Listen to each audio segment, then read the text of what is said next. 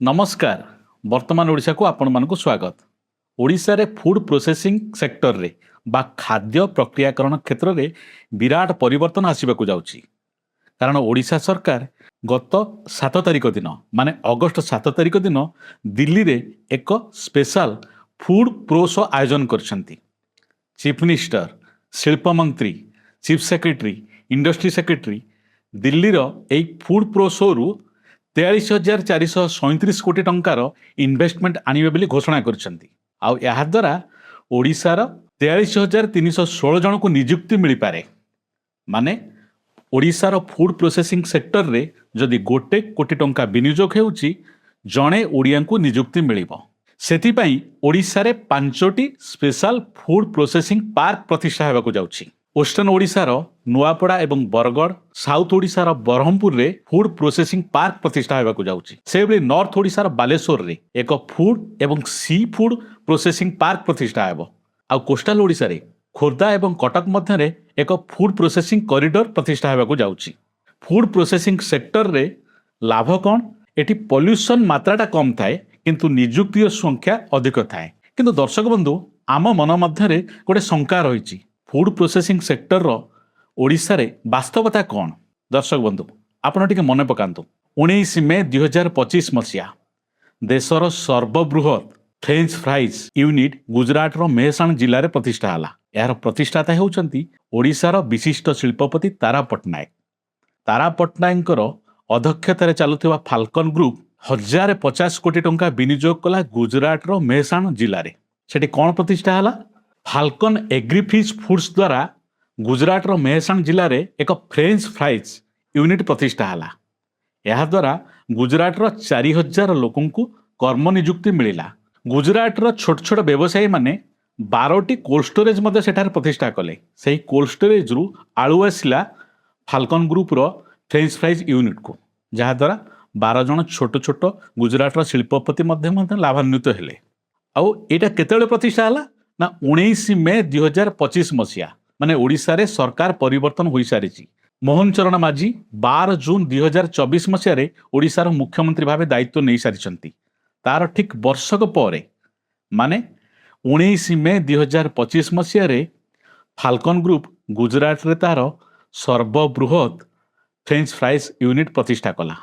आउ याहाकू इनागुरेट कले केंद्र गृहमंत्री अमित शाह। दर्शक बंधु आम मनरे प्रश्न आसुची जे भारतर सर्वबृहत food processing unit French fries को गुजरात रे कहीं प्रतिष्ठा कले तारा पट्टनायक? से तो चाहिए निज जन्ममाटी ओडिशा रे यहाकू प्रतिष्ठा करि पारथांते, से गुजरात को गले कहीं?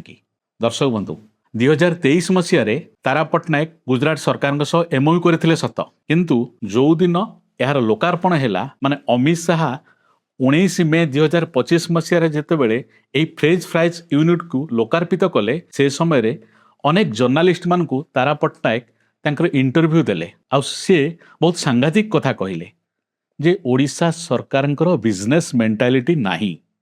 एठारे आलोचना केवल सचिव स्तर रे रही जाए, तल स्तर कर्मचारींकर कौनसी सहयोग मिले नाही।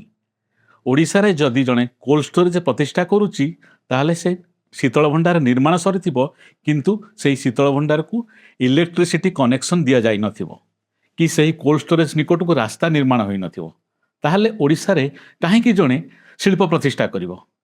एभली अभियोग हेउची वर्तमान ओडिशार नुह। ए अभियोग थिला ओडिशार विशिष्ट शिल्पपति तारा पट्टनायकर। दर्शक बंधु ओडिशा सरकारंकर जुक्ति किंतु भिन्न होई पारे। ओडिशार इंडस्ट्री सेक्रेटरी हेमंत शर्मा आमको रोजी पिक्चर देखौछंती जे ओडिशा सरकार हेउछंती एग्रो बेस इंडस्ट्री सपक्षरे, माने ओडिशा सरकार कृषि भित्तिक शिल्प को बेसी प्रोत्साहित करुछंती। दर्शक बंधु एई जो हेमंत शर्मांकर ये रोजी पिक्चर को आमे टिके सठिक भाव एनालाइज करिबा। आपण देखंतु ओडिशा रे सरकार आसीबा मात्रे भारतीय जनता पार्टी रो समस्त नेता 16 जन जाक मंत्री इनक्लूडिंग चीफ मिनिस्टर सबु बेले गोटे कथा कहले जे ओडिशार समस्त सब डिविजन माने ओडिशार 58टी जाक सब डिविजन रे शीतल भंडार प्रतिष्ठा हबो। माने प्रत्येक सब डिविजन रे गोटे गोटे कोल्ड स्टोरेज प्रतिष्ठा हबो। या भितर सरकार गठन हेबाकू 26 मास बीतिलानी। केतोटी कोल्ड स्टोरेज निर्माण होईची? आंसर हेउची बिग जीरो। এই 26 ମାସ ଭିତରେ କେବଳ 9 ଜଣ ବ୍ୟକ୍ତିଙ୍କୁ କୋଲ୍ଡ ଷ୍ଟୋରେଜ ପ୍ରତିଷ୍ଠା କରିବା ପାଇଁ ପରମିଶନ ମିଳିଛି।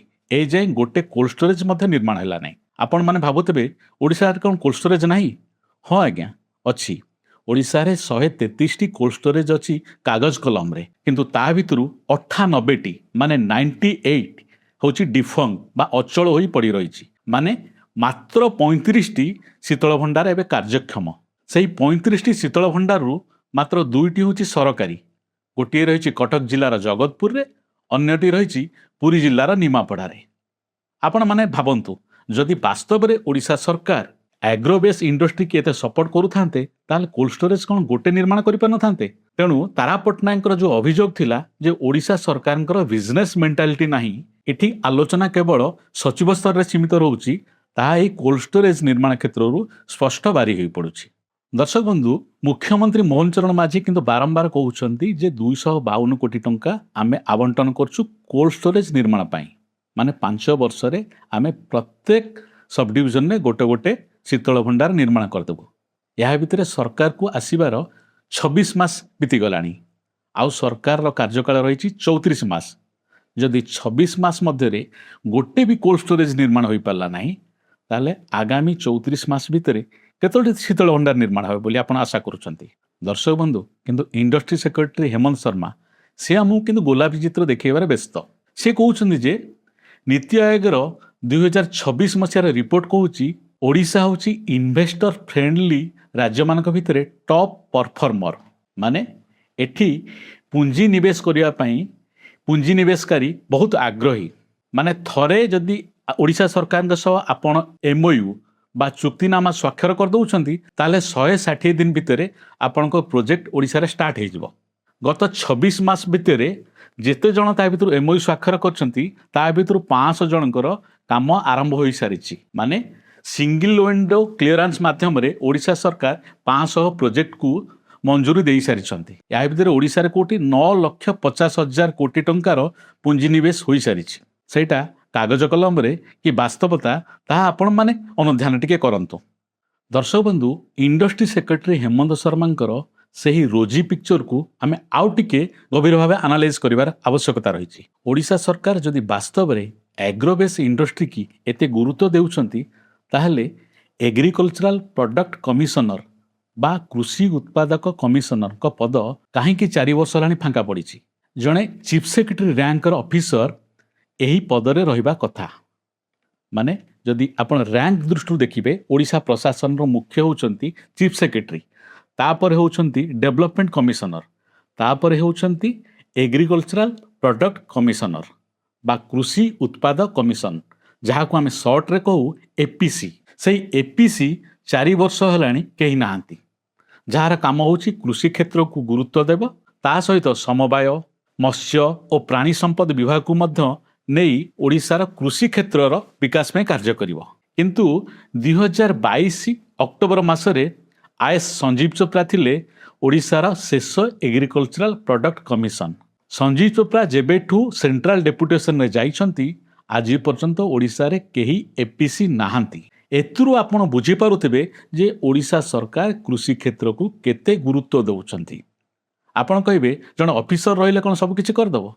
ନା ଆଜ୍ଞା, ମୁଁ ସେ କଥା କହୁନି। କିନ୍ତୁ ହେମନ୍ତ ଶର୍ମା ଯେ ସବୁ କରିଦେବେ ତା ମଧ୍ୟ ସତ୍ୟ ନୁହଁ।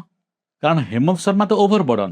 ସେ ହେଉଛନ୍ତି ଇଣ୍ଡଷ୍ଟ୍ରି ସେକ୍ରେଟାରୀ, ସେ ହେଉଛନ୍ତି ହୋମ୍ ସେକ୍ରେଟାରୀ, ସେ ହେଉଛନ୍ତି ସୂଚନା ଓ ଲୋକ ସମ୍ପର୍କ ସଚିବ, ଆଉ ତା ସହିତ ସେ ଏପିକଲର ମଧ୍ୟ ଅଧ୍ୟକ୍ଷ। ମାନେ ଜଣେ ବ୍ୟକ୍ତି 4ଟି ବିଭାଗକୁ କେମିତି ସମ୍ଭାଳିବ? ସେଇଥିପାଇଁ ଆମେ କହୁଛୁ ଜଣେ APCର ମଧ୍ୟ ଆବଶ୍ୟକତା ରହିଛି। ଆଉ ହେମନ୍ତ ଶର୍ମା ଯେ କ୍ୟାପେବୁଲ ଅଫିସର, ସେ କଥା ତ ଆମେ କେବେ କହିବା ନାହିଁ।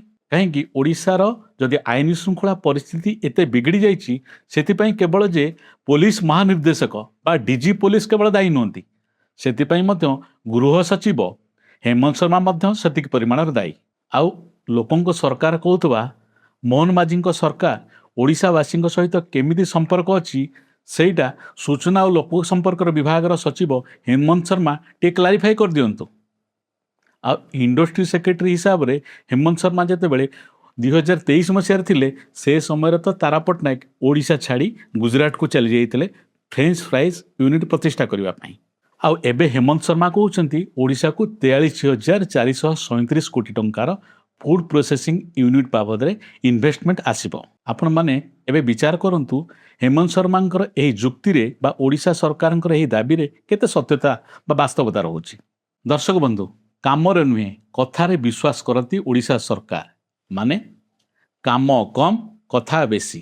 ଏଭଳି ସ୍ଥିତିରେ ଫାଲକନ ଗ୍ରୁପର ଅଧ୍ୟକ୍ଷ ତାରା ପଟ୍ଟନାୟକ ଓଡ଼ିଶା ସରକାରଙ୍କୁ କାହିଁକି ବିଶ୍ୱାସ କରିବେ? କିନ୍ତୁ ଜଣେ ଓଡ଼ିଆ ଭାବରେ ଫାଲକନ ଗ୍ରୁପର ଅଧ୍ୟକ୍ଷ ତାରା ପଟ୍ଟନାୟକଙ୍କୁ ମୋର ଅନୁରୋଧ, ଓଡ଼ିଶା ଫେରି ଆସନ୍ତୁ। ଓଡ଼ିଶାରେ ଏକ ଫୁଡ୍ ପ୍ରୋସେସିଂ ୟୁନିଟ୍ ପ୍ରତିଷ୍ଠା କରନ୍ତୁ, ଯାହା ଦେଶର ସର୍ବବୃହତ୍ ଫୁଡ୍ ପ୍ରୋସେସିଂ ୟୁନିଟ୍ ଭାବରେ ମାନ୍ୟତା ପାଇବ। ଦର୍ଶକ ବନ୍ଧୁ, ଆଜି ରହୁଛି। ଆଜିର କାର୍ଯ୍ୟକ୍ରମ ଆପଣମାନଙ୍କୁ କେମିତି ଲାଗିଲା ତାହା କମେଣ୍ଟସ୍ ବକ୍ସ ମାଧ୍ୟମରେ ଜଣାଇବେ। ନମସ୍କାର।